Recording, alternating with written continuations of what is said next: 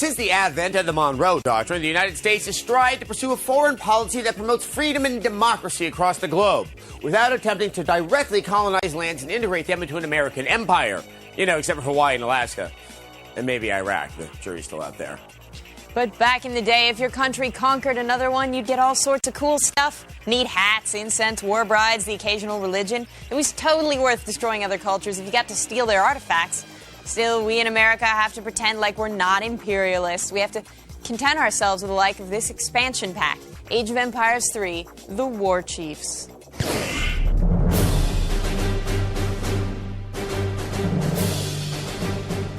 Have you been thinking, man, I love Age of Empires 3, but it would be a lot better if there were ninjas involved? Well, first off, what isn't that true about? And secondly, you can stop your whining, because the Warchiefs expansion pack is almost here, and we've got a preview for you.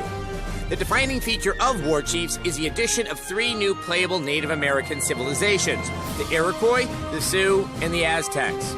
Yes, these proud peoples finally get the chance to fight back against Manifest Destiny and cause a little trouble during the American Revolution.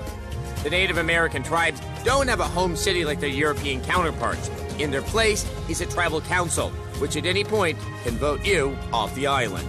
Another feature unique to the new tribes is the fire pit dance. You can place your citizens around the fire and have them perform different dances that result in different bonuses.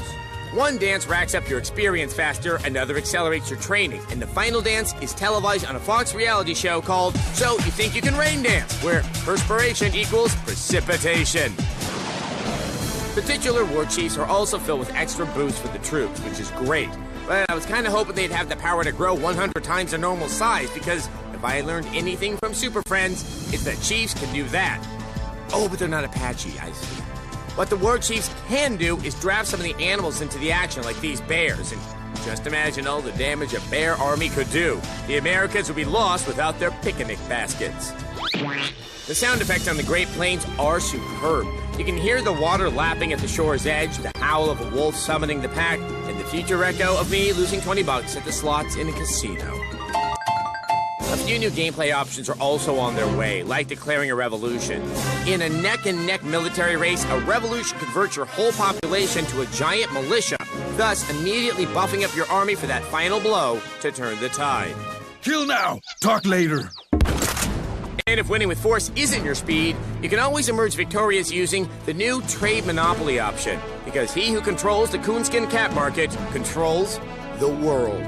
Additionally, there's some new buildings to play with, like a saloon where you can hire random mercenaries. It's also where Al Swearingen keeps the canned peaches.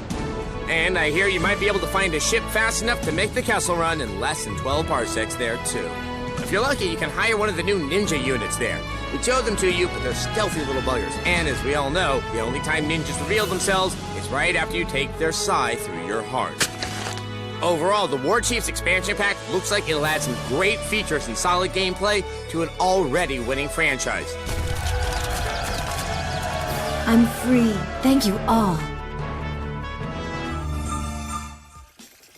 We should use the valuable strategy skills we've learned from RTSs over the years and invade Star Trek 2.0. Nah, they got phasers. Plus, we don't have enough interns to gather the resources. It's this kind of defeatist attitude that destroyed the Khazarian Empire. I've never heard of the Khazarian Empire. Precisely. Oh.